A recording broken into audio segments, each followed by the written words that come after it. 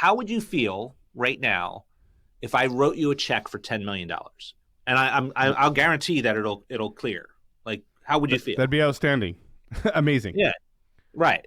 But the caveat is you're not going to be able to wake up tomorrow or ever again. Changes the whole question.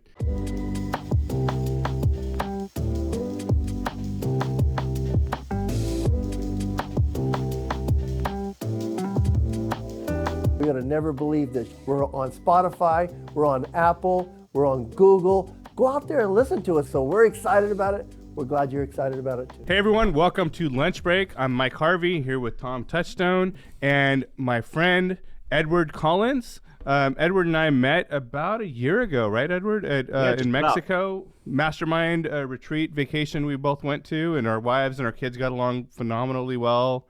And ever since then we've had a relationship, and I like that. And I wanted to bring Edward on and share some of his vast wealth of knowledge of business and some of the things he's had to overcome to get there. I'm impressed with him already. I just I love the fact that I'm envious of his studio. I've always said that offset in the air, but love the fact that he's in Florida and enjoying some little warmer weather than we are here in California, even. A little bit, definitely. So don't Edward, set the bar too high, guys. Don't set the bar too high. I'll try to deliver, but we'll see. Yeah. So Edward, for our audience, I know a little bit about, you have your legal practice, you have some financial services and stuff that you do, but for our audience that doesn't know nearly as much, you want to share kind of like a little bit of your backstory, like what your business is and that. Well, first and foremost, I just want to say I'm so thankful to be here on your show. I think what you're doing is phenomenal because you're creating an ecosystem in which you're serving your community in ways that, quite frankly, was not even possible 10, 15 years ago. So you're doing some amazing work, and I'm just so privileged to be able to be here and share this time with you guys. So thank you. Thank you. What I'll say is this: like, I describe myself in a variety of ways, but it almost always boils down to this: I'm a serial entrepreneur. I've been building and scaling my own businesses up to and through 6 and 7 figures for 2.5 decades. Wow. We currently have 8 businesses that we run right now. And when I say we, it's mostly other people run it for me. I'm lucky that I've graduated from working in the business to now working more on the businesses that we operate. But it's been a long and winding road. I'm a lawyer. I specialize in taxation, but I don't actually practice law. I've chosen to use those skill sets to really come to bear to the individuals that I serve, and then we use outside counsel to do any type of legal work that we need for our clients. But most of our businesses fall in the realm, if you will, of financial services. I own a private wealth management firm. I own an accounting firm. I own a fractional CFO firm for bookkeeping and general accounting services. We own a marketing company. We own a media company now, a coaching business, residential, commercial real estate, property management companies. So yeah, I'm a serial entrepreneur.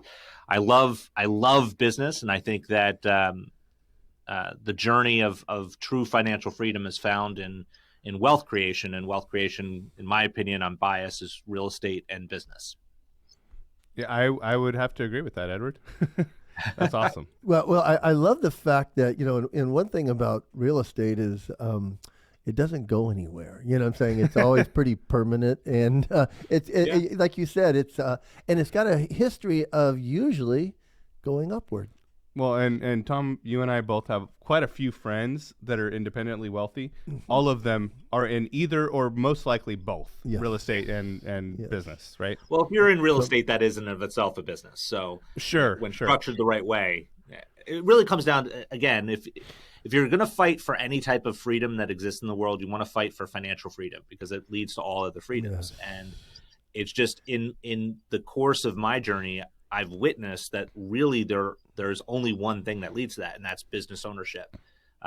And that may sound weird coming from a guy who also owns a financial firm, which traditionally invests in traditional portfolios. Sure. But I'd say that I've never found someone that got wealthy through traditional investing.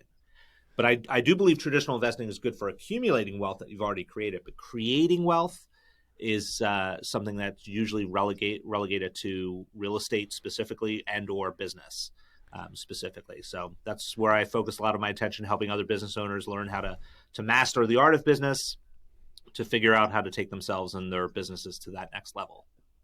You know what I really like, and if I can do this, is because there's always a backstory. It's always things that that motivated you, maybe mentorship. But take us back, and I think you have that East Coast experience. Take us back when maybe the young Ed was coming up, and what motivated you to actually achieve and be where you're at today? Well, I think that, again, if you want to go all the way back, I my do.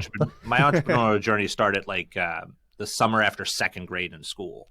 What? That he reminds me of Chris Baden and his son. Well, and my kids. Yeah, your kids too.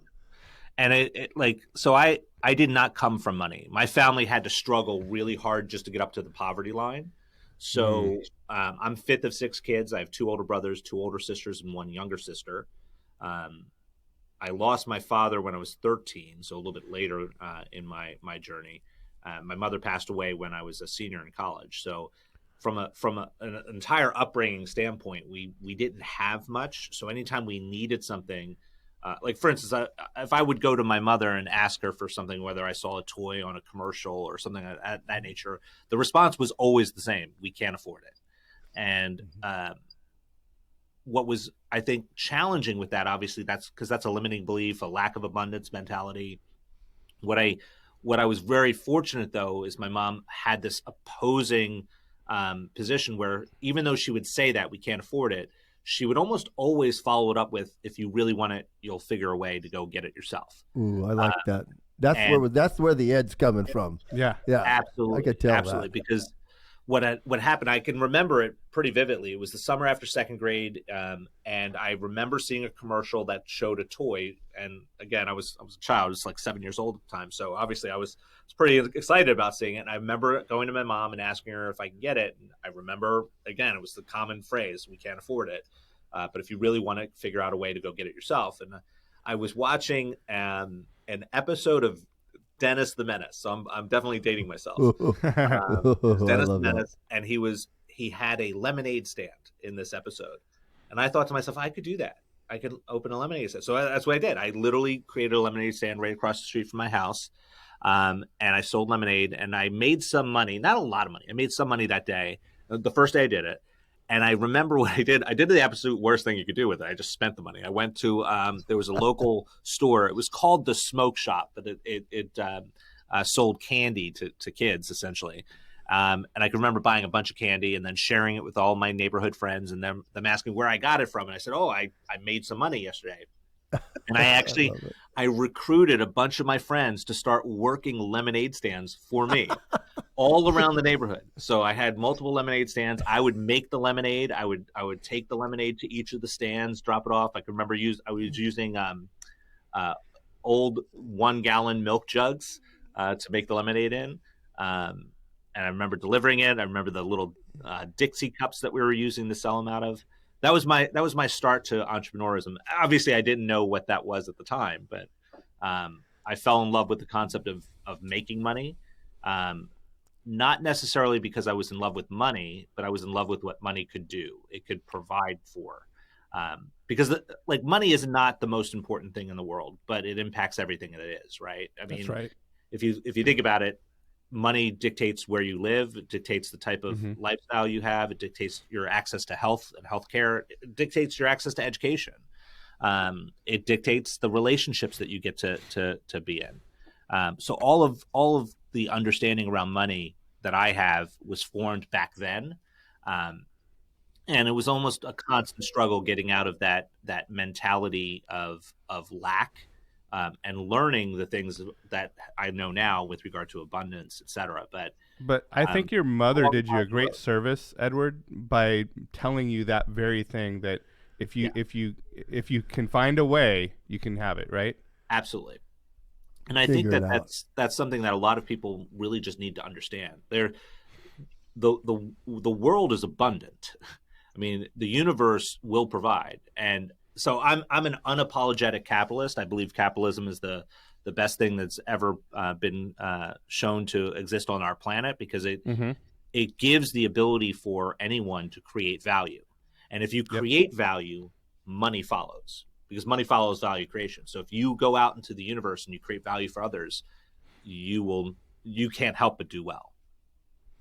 You know what I love about your story is that there was motivation there, and you actually, and a lot of people always talk about passion, and I always believe that purpose gives you passion. Yep. Purpose is the fuel for passion, and you wanted something, and your mom gave you the idea to do something, and you did it. And I love the fact that at 7 years old, you had a franchise. Pretty much. I love it. Yeah. It was definitely an adventure. It was definitely an adventure. I mean, my road was long and winding after that. I went through a lot of different iterations of different things. I was a paper boy. I actually sold newspaper subscriptions door to door when I started that when I turned 13. Really, again, anything to create resources that I could use to do things with, whether it was just buy clothes, buy a backpack for school. I mean, I literally had to come up with everything that I needed on my own, because again, my family could not really do that for me. I mean, I was never lacking in love, though. I mean, that was one of the things I was very fortunate with. My mother cared for us with her entire heart, which was amazing. But when it came to finances, there was nothing there. So we just had to figure it out on our own. So it seems like that became the backbone. So when you run into people, does it help you to have that experience? I think it does. And be able to start at such a young age? Because there again, I mean, we hear so much nowadays about I can't, and I what I'm hearing you, and you haven't said it yet, but I don't know if that word's in your vocabulary. Yeah, I absolutely agree with you. I think that all limits that exist are self-imposed. So no matter whatever position you're in right now, and you believe you can or cannot do something, that is a self-imposed limitation or a lack thereof. You get to dictate it. And again, I'm pretty fortunate that I learned this. Now, I did not always know it to be true. I mean, I went through some pretty challenging times when I got started in business as an adult, mainly because my road's been long and winding. Like, for instance, when I was in early in the high school environment, I think it was either 8th grade or freshman year, I fell in love with the thought of becoming an FBI agent. Like, that was like, for some reason, that was something that just got entrenched in my mind. And then I continued the next 4 or 5 years just trying to figure out how I could do that. I remember going to university with the mindset that that's what I wanted to do. I was a double major, psychology and history, with a minor in political science and a certificate in government service administration. Just meant I didn't do much. I was always in class. But it got to a point where I graduated from university and I went to work for the United States Department of Justice, because I was in love with the concept of going and working for the FBI. And what a great experience. It was, because it literally taught me something that's true in my nature. And I say this, I'm unashamed to say it. I hate the government. I didn't know that at the time, because I thought I would love it. And I learned pretty quickly that I do not like the government at all. And it's not. I remember, Ed, when my daughter first realized about government, and when she got her first paycheck, and she goes, "Who's FICA?" Exactly, right? It's not that I hate the people in government, although there are a lot of people that should not be our fiduciaries, but it's the system. And I just think it's fundamentally challenged, because we've gotten so far away from what we started with as a founding of our country, with regard to just true understanding of freedom and being able to have opportunity. And the more we layer government on top of our freedoms, the less we have actually of freedoms. That's right. So I learned pretty quickly I didn't like government, so I handed in my resignation without a plan B. I had always had an interest in finance and money, so I started doing this. I'm born and raised in New Jersey, so I lived in New Jersey at the time, and I started doing local workshops at libraries around the state of New Jersey, teaching people how to budget. And an individual came up to me at one of my workshops, asked if they could buy me lunch the next day. And I said, absolutely yes, because I had resigned from my position. I think I was charging $5 to attend these workshops. And I think I was spending like $4.25 on donuts, cake, and coffee and everything. So I was barely making anything. So I absolutely said yes. And he said, have you ever given a thought, this is the next day at lunch, have you ever given thought to getting involved in financial services? And I said, no, but it was of interest. So I actually remember I launched my very first financial planning practice in September of 1998. Again, I'm dating myself. That's okay. I like that. I was young at the time still, because I was still relatively new out of university and new out of working for the government. Didn't have a lot of natural contacts, and I was basically trying to teach people how to manage their own personal financial life. And I dove headfirst into understanding like the financial markets, understanding stocks and bonds and how things interact. And I really did become a true student of that, to a point where I even at relatively just a year or so in, I was definitely really expert in that particular environment. But the problem was I never learned how to run a business. Like I had entrepreneurial tendencies, and I was now quote unquote a business owner, but in reality I wasn't. I was a job owner, and it was as if there was a book that was written that told you exactly what not to do in business. I literally did every single thing I shouldn't have done. And isn't that amazing? Because what I'm hearing is you're pushing and you're creating, but now you're an employer probably. And you're trying to bring those skills into your life. I love that, because you're basically the sharp end of the spear. But I think that's how a lot of successful entrepreneurs start out, right? Is they do everything wrong because they're so focused on just driving forward and accomplishing their mission, and everything else is like, and then they start learning along the way. Like, how many entrepreneurs do you personally know, probably, and I do as well, that they started, they were like, oh, I'm supposed to like actually have payroll, like what, I just don't just pay them cash, and there's taxes, right? I got money in the bank, but how do we get it dispersed? Yeah. And why don't they come in to work on time? Exactly. Who turns the lights on? Who takes the garbage out? Like all those things. I love that, Ed. But those first 4 years that I was in business were, I mean, to call it an absolute failure, I think would be kind, because it was way worse than that. Like I did not make money at all the first 4 years. I went into debt. It was to the tune of about $252,000 of debt at my low point. So let me add this caveat. I recognize and appreciate that everyone has their own definition of what a low point is, especially in their own lives. And I don't want to in any way try to compare what I'm doing and saying what I had and experience was the worst ever. But for me, it was my low point. I had, at that time, this was 4 years in, I was $250 some odd thousand in debt.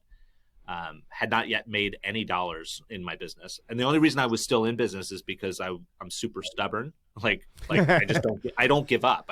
That's a good never trait. Yeah, but isn't that almost a requirement for success in business? I think it is. I think I heard someone say recently that, and I'm going to butcher the quote. It's something along the lines that those who achieve success have failed more than the failures do. Yeah. Right? I would agree. And what I had gotten to a point is, at my low point, I had 17 credit cards. I had 7 personal loans. And then I had a number of loans from like family and friends, all of which were overdue more than 60 days. And I can remember it was a Tuesday morning. I was waking up to go to work.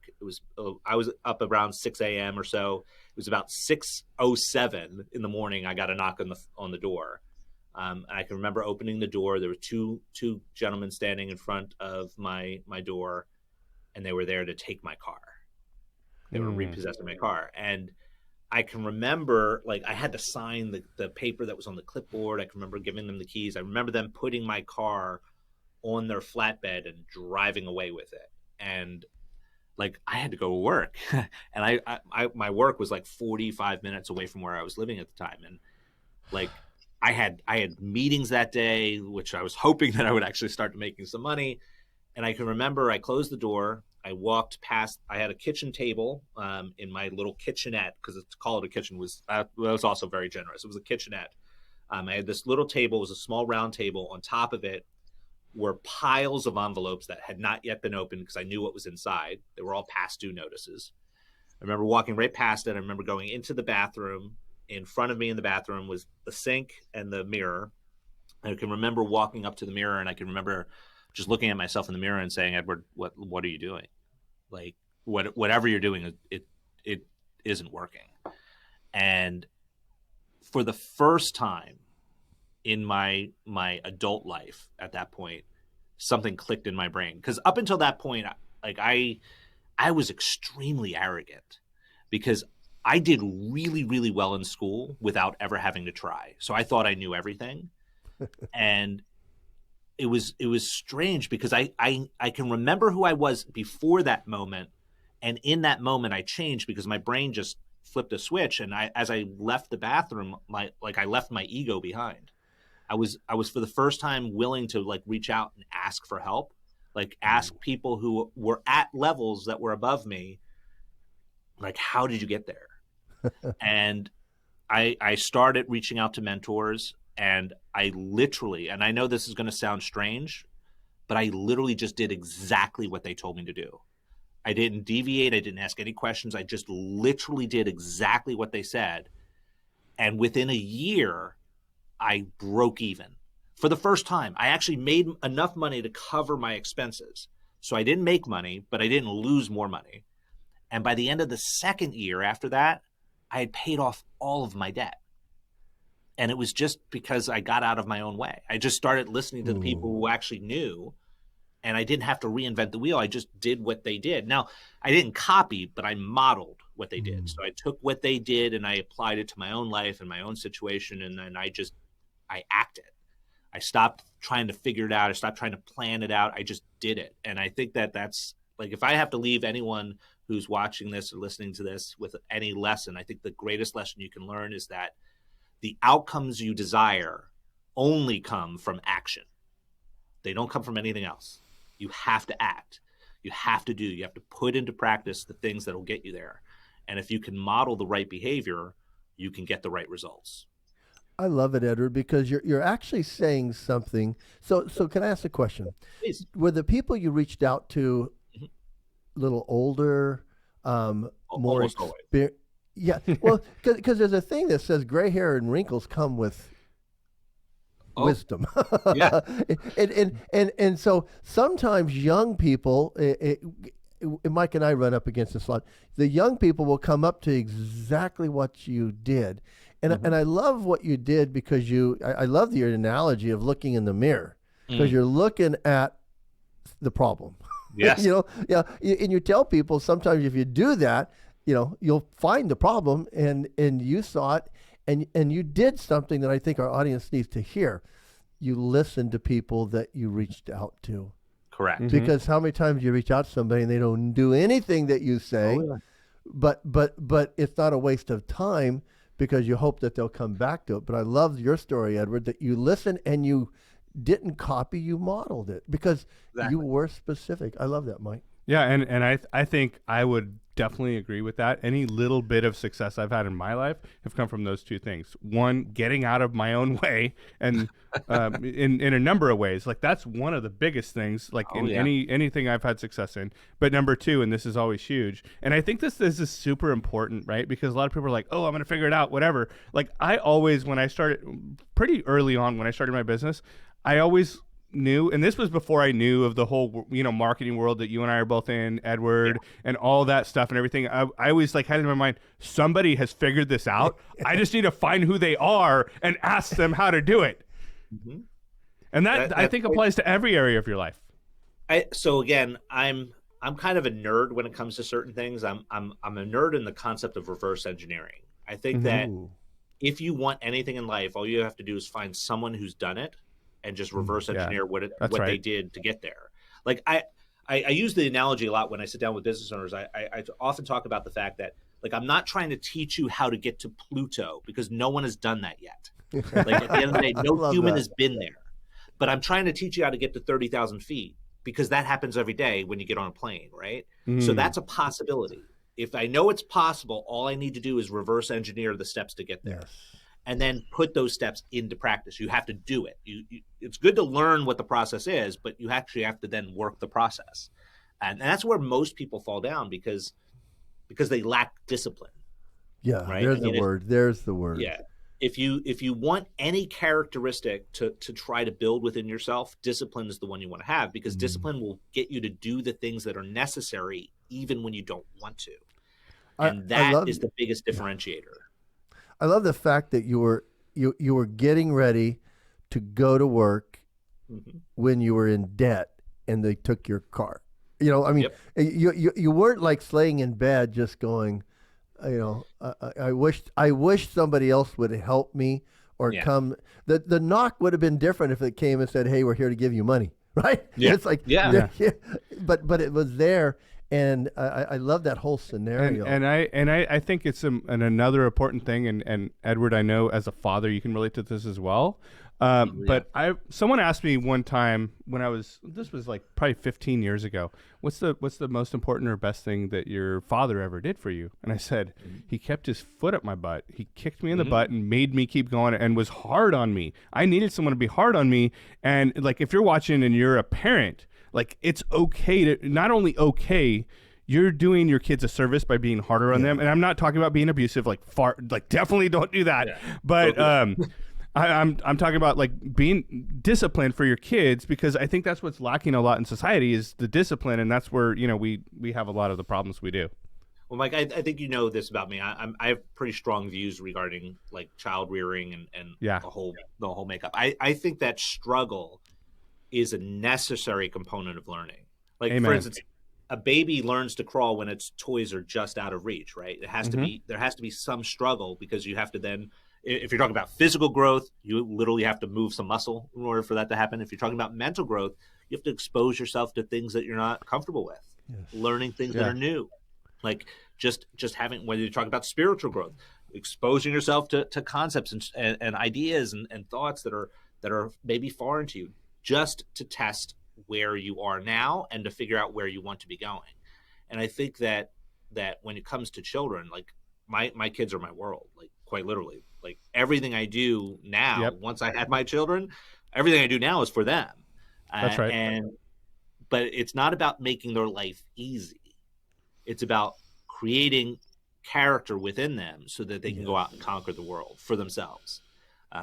And whatever they want to do. Like my goal in life is I hope they become individuals that aspire to adopt the values that I have, but that's not my right to impose upon them. I will expose them to my values, and hopefully I'll create critical thinkers that can choose to adopt that if they choose to. But no matter what they adopt, I want them to be well equipped to go out into the world and make it their own.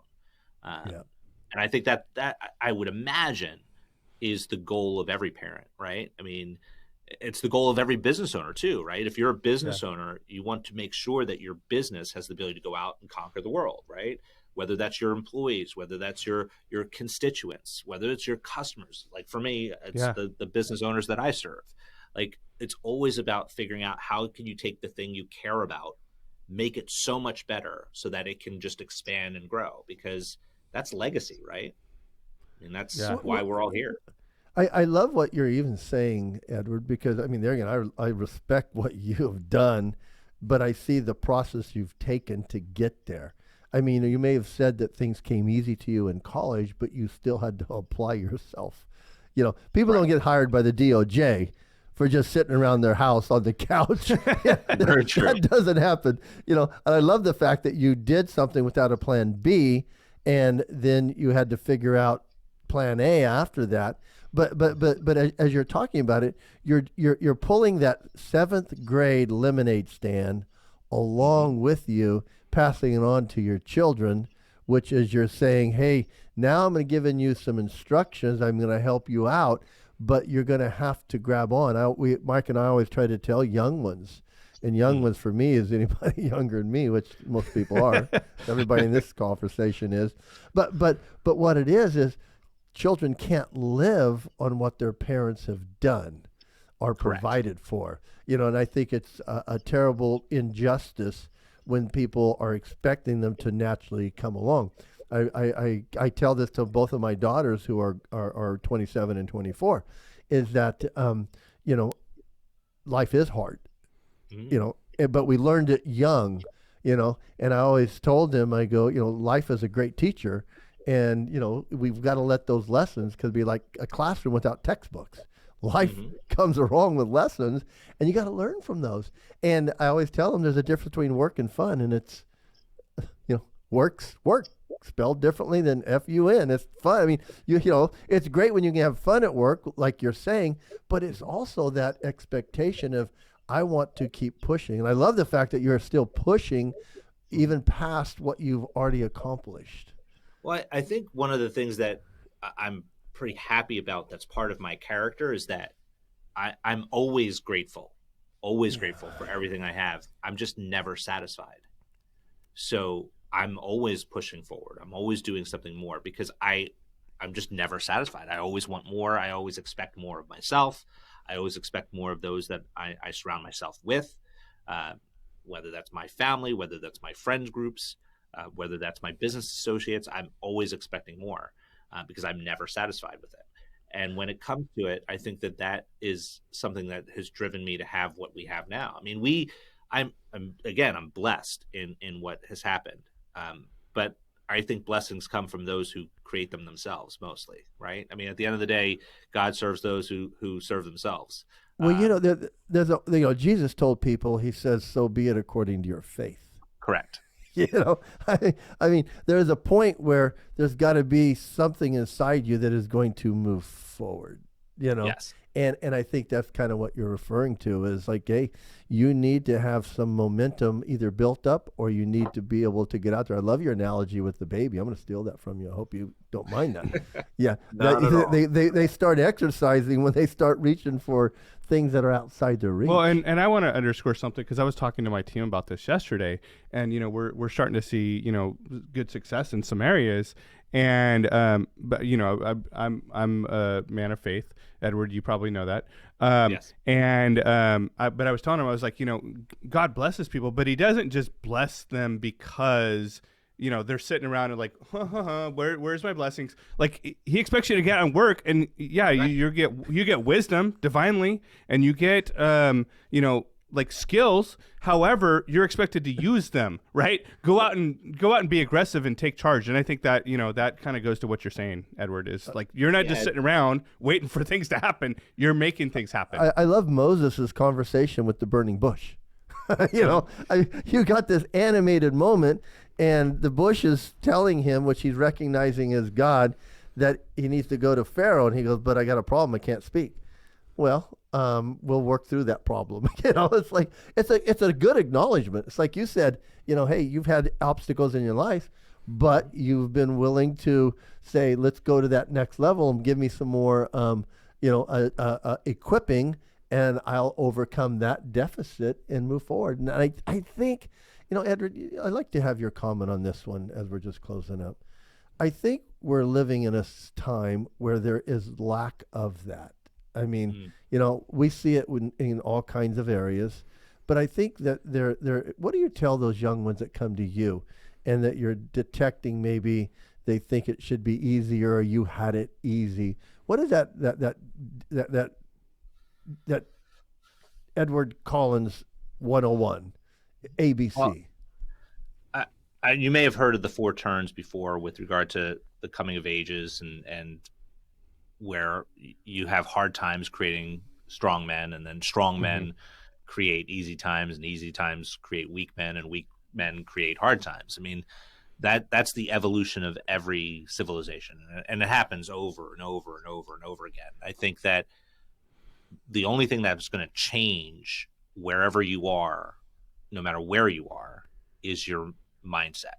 You have to be willing to say, I don't care what's going on around me. I'm going to be a strong man, or I'm going to be a strong woman. I'm going to be someone who's a force of nature in my family and for my legacy. And then you just have to do it. You have to go out and do the things that are necessary. And that's where discipline comes in, because there are plenty of times that I don't feel like getting up early. I was in the airport a couple days ago. I filmed myself in the airport. It was like 5 a.m. And someone commented, I posted a story on Instagram. Someone commented like, "Oh, just because you're up early, that makes you," yeah, well, yeah, it does. Because I don't want to be, I'm doing it. Why? Because I'm doing it for a business purpose. That I was going to an event where I was speaking, and that is the differentiating factor. You have to be willing to do the things that most won't in order to live the life that most will never have the opportunity to live. That's right. And I love it's your choice. I love your story, young, and seeing a living stage stand on Dennis the Menace. Dennis the Menace. Yeah, I remember Dennis the Menace. I remember my first disappointment from advertising they were called Red Balls, and they were a shoe, and it said "Run faster, jump higher." And man, I wanted those shoes. And I mowed the lawn and that kind of stuff. I bought the pair of shoes, and I ran out in the backyard and was disappointed because I did not run faster. I did not jump higher.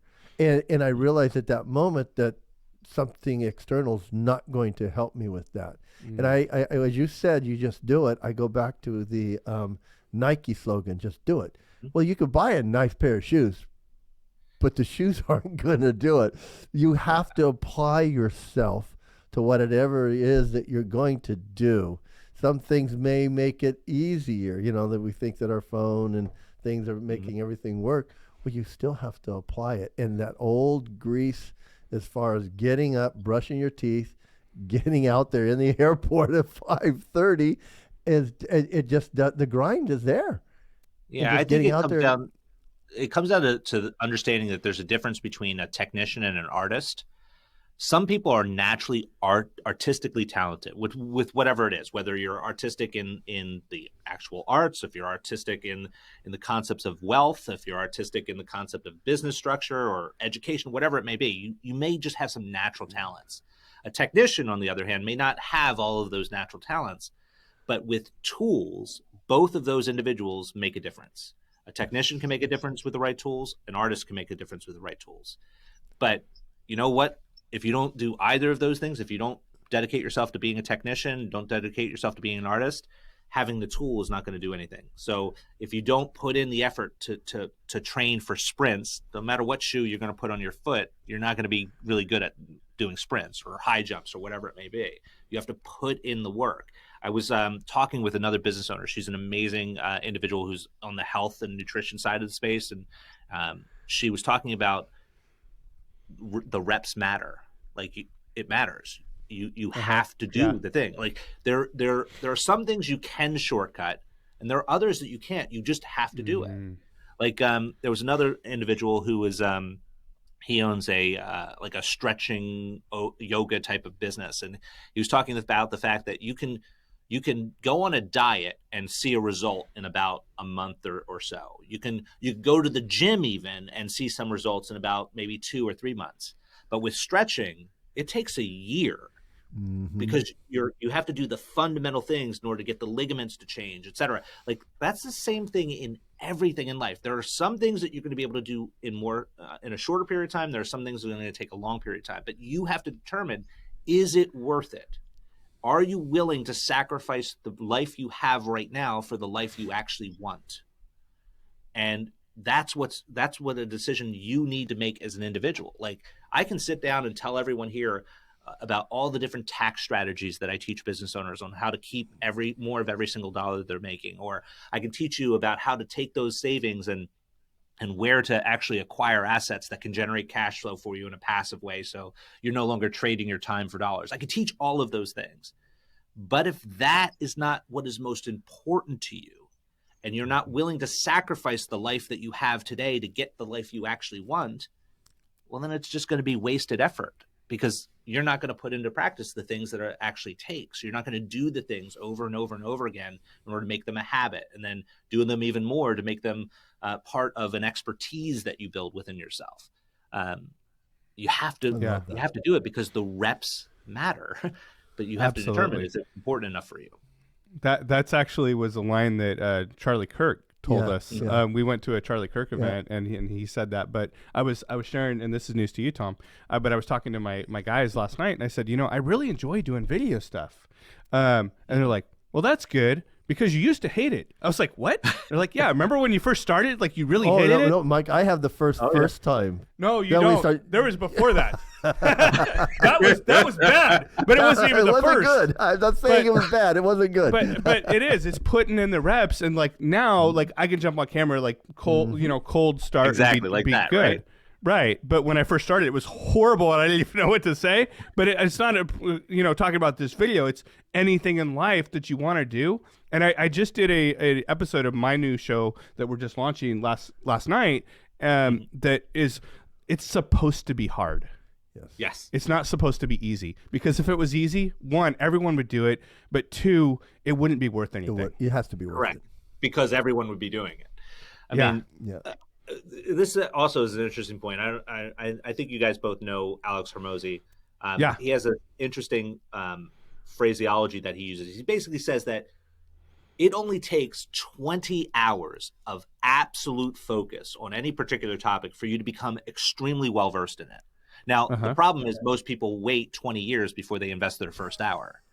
And you have to be willing to invest dedicated time to becoming masterful of something. Now, that doesn't mean you're going to develop expertise, but you will develop enough knowledge where you will outpace 98% of the rest of the population on that one particular thing. Like if you wanted to learn guitar and you invested 20 focused hours in guitar, you would know the chords, right? You would be able to play way more than anyone else who never invests that amount of time, right? And that's true pretty much in everything you want to do, whether it's business, whether it's being a parent, whether it's being a good spouse, whether it's being a great member of society, a good citizen, whatever it is. If you dedicate time to it, focused time. I'm not talking about like doing this while the TV's playing over here or while YouTube's over here or something on the podcast episode. That's not what I'm talking about. I'm talking about absolute focus in that particular thing. If you put 20 hours in, you will drastically change your life, whether it's 20 hours in learning nutrition, whether it's 20 hours learning an exercise routine that you can actually apply, whether it's 20 hours reading business books or watching amazing podcasts like this for a specific purpose. I'm not talking about watching it just to be entertained, watching it for an end result, meaning I'm going to watch this, I'm going to listen to what they have, whatever the nuggets of wisdom that are shared, I'm going to put in practice starting today and keep putting in practice for the rest of the next month and see if it makes a change. But most people are so passive with everything that they do. They'll watch a podcast, and that's great. It was entertaining for a bit of time, but then nothing happens. And I just think that that's such a waste. Your time is your most valuable commodity. Like, right? Like it's worth infinitely more than money. And I can prove it. Like Mike, how would you feel right now if I wrote you a check for $10 million? And I'll guarantee that it'll clear. Like, how would you feel? That'd be outstanding. Amazing. Yeah. Right. But the caveat is you're not going to be able to wake up tomorrow or ever again. Changes the whole question. Yeah. At $10 million isn't really worth much, right? Why? Because waking up tomorrow is worth way more. Why? Because time is infinitely more valuable than any dollar you will ever get. That's right. And if you focus your time and understand the preciousness of what that time is, like it just changes your perspective. And again, I was very fortunate to have this experience early in life where I just started to recognize the value of time. And when I look at things, I look at it from that perspective. Is it worth the non-renewable resource that I'm about to lose by dedicating it to whatever that activity is? Because once you invest that time, it's gone. You never get it back. Whereas I can invest dollars and I get more dollars later. Like I can do that. So anytime I'm trying to evaluate something, I know that I'm always going to pay. I'm either going to pay in time or I'm going to pay in dollars. Dollars are so much cheaper. So I often use dollars to buy my time back so that I can do the things that I love in life. And that's why I've built the businesses that I have. And I've built them in a way that they generate resources for me and my family to be able to enjoy and live the life we want, because I want to live the life I want. I would imagine that most people who may be consuming this content right now are sitting back and saying, well, I want to live the life I want too. How do I do it? Well, you listen to podcasts like this, but don't just listen to it. Take something from it and then put it into practice, and then test it over time. Like, did it work? Did it not work? Why did it work? Why didn't it work? Ask questions. Reach out to these podcast hosts and say, hey, listen, I'd love to learn more about what you're doing and how you do it, and how you help people like me get to X, whatever X is, and then do it. Put into practice whatever they teach. But most people won't do that. And that's just the statistic. That's why most people don't have the life that I have. Most people don't have the life that you guys have, because they'll sit back and they'll listen. It'll be entertained for a little bit, and nothing will change. So, Edward, I was going to ask, do you have any final thoughts here? And I don't think you can top that. But how do they get a hold of you? Get the content information. Yeah. Where do you want people to connect with you at, Edward, if they're watching this and they're like, man, I like that guy? I'm available pretty much throughout the social platforms. I mean, on Instagram, it's at Edward Collins _upleveled. Same on TikTok. On Facebook, it's Uplevel Entrepreneur. On YouTube, we have Entrepreneur Unleashed, which is our podcast. We also have Uplevel Entrepreneur, where I just teach subjects. Like, I'll pick a topic, my team will pick a topic, and I'll just teach that topic. But ultimately, the where they get most of their nuggets, if you will, is in our private Facebook group, because that's where I share content regularly. That's more aimed at taking individual business owners, their businesses, and their lives to the next level. And that's the podcast. The private Facebook group there is called Uplevel, and I'm sure you'll share all that information in the show notes. Well, I'm gonna friend you on a few of those. Please do. Today. I'll send you the links, Tom. Please do. But, Edward, thank you so much, man. You inspired me. Yeah, this has been one of my favorite podcast episodes, to be honest. We've had a lot of fun. We've been doing this for 3 years, Edward, and this is probably one of my favorite episodes. You did a great job. Thank you so much. I really do appreciate you and what you're doing. And my message to everyone who's watching and consuming this content is, make sure you're following these guys, because they're creating an ecosystem just for you to be able to take your life and your businesses to the next level. And that's what it's all about, right? Like, every step, every time you put one foot in front of the other, you're making a step into progress. And progress is really the only thing that leads to fulfillment, right? It's never the destination. It's the journey along the way. Just continue making progress. I wish you guys all well. And hopefully we'll meet at some point in our paths in the future. Yep, that's right. I love it. Thanks, guys. Thank you so much for watching. Have a great day. God bless. Yep. Bye for now.